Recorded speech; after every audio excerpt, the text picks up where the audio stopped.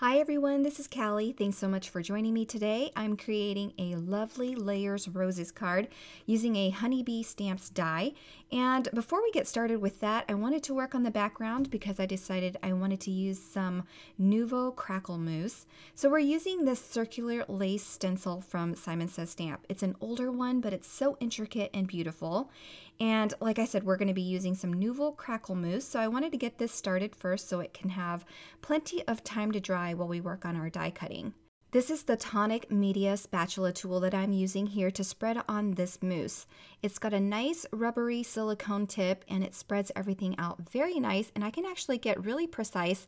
I didn't want any of that outline on there, so I just wanted to put that paste on inside the circular lace stencil. And I'm doing it on Neenah Desert Storm cardstock, if I haven't mentioned it. And I'm going to set this aside to dry. As you can see, it's so very intricate. And later, once it dries, there'll be these tiny little crackles in all of the lacing, and it's very pretty. So I've got my glass mat here, and I'm just going to wipe it off. It's so easy to clean, and I'll be using that for the entire duration of the video because I'll be doing lots of ink blending.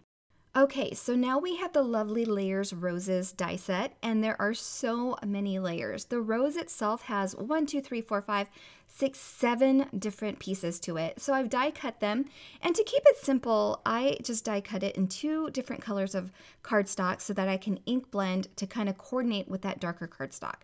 So that very back layer is in dull pink Simon Says Stamp cardstock, and the rest are cut in cotton candy cardstock.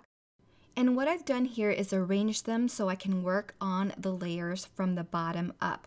So that dull pink layer is going to serve as my base darkest layer, and I'm using a color that coordinates with that dull pink in Sweets from the Positively Saturated Inks line. As I work my way up to the top layer, I'll be going lighter and lighter in color and saturation. So I'm using different colors of inks here, 4 different colors, but I'll be ink blending 6 different layers. And so you'll see my hand get lighter or more saturated depending on the color I'm using.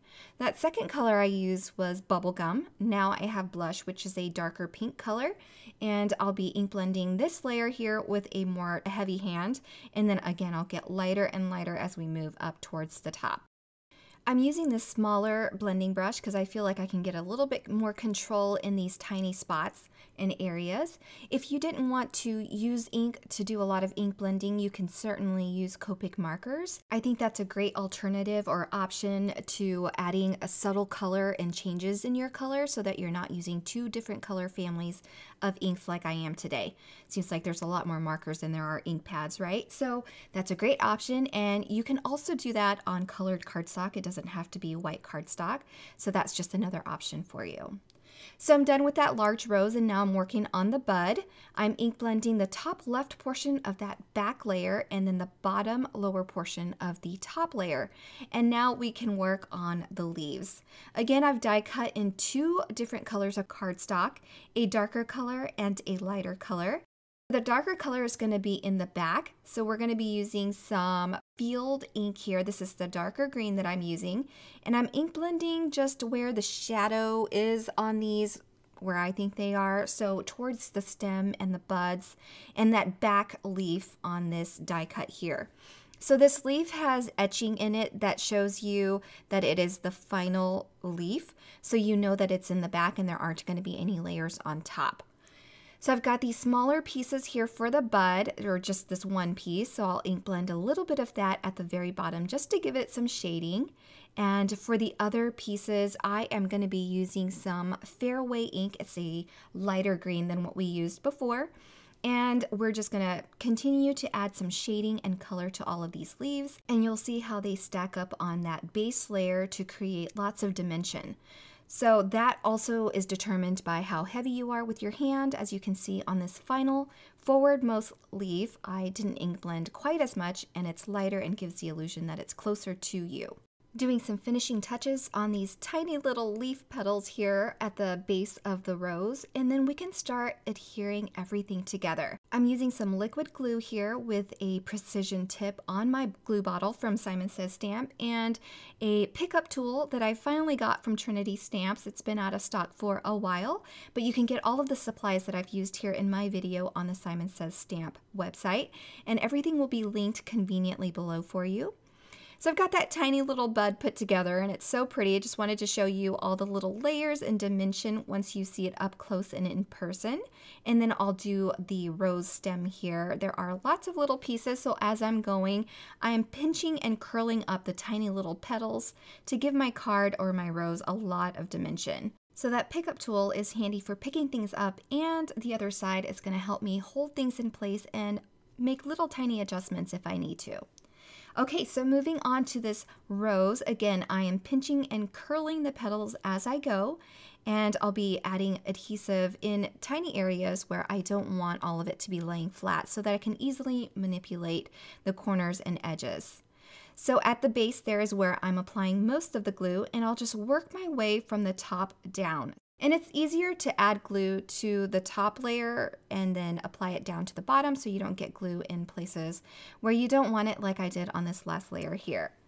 All right, so once we have everything glued together, you can see that the layers of the main rose is gonna kind of tuck right into that stem nicely with the way it's die cut. Okay, so my panel here is dry from that circular lace stencil that we applied with the crackle mousse, and you can kind of see all the little crackles in there. I'm going to trim this panel because I want a nice edging on it, and we're using the Decal Torn Edge Trimmer for a more interesting border. I don't want to cut too much off, so I'm just cutting about an eighth of an inch all the way around, so about a 1/4 inch matting all the way around a simple top folded card base here. I'm going to use a strong double-sided adhesive because you can see that the mousse has caused some warpage in our panel. So I'm using some 1/4 inch red line tape from Simon Says Stamp here. Again, my pickup tool is going to help me release that backing, and then I can flip it over and adhere this to my card base. I'm not using my foam tape today because there's plenty of dimension in our rose. So I've got the inside kindness stamp set here, and I've chosen a sentiment for my card. And before I adhere anything down, I want to make sure the layout is perfect. And now we can adhere the rose down to our lace panel. I'm using some liquid glue, and I'm going to start with that back panel with that little bud because it's tucked behind the larger stem here. And then before I move on to working on the sentiment, I'm just going to take this opportunity before any of that glue dries to curl them up for a bit more dimension. All right, so I'm going to quickly work on embossing a sentiment here in white over some black cardstock. There is a coordinating die for the sentiment set, which is always so nice to have. I love that. And so after I emboss this, I'm going to go ahead and die cut that and add some black foam adhesive on the back. And then I'll finish off by using my T-ruler to make sure that that's all lined up, and then my card is done. I hope you enjoyed this. Again, all of my tools and supplies will be linked below for your convenience. I'm going to be linking 2 more videos here for you to watch if you're interested in seeing more. You can also check out my blog for additional information if you'd like.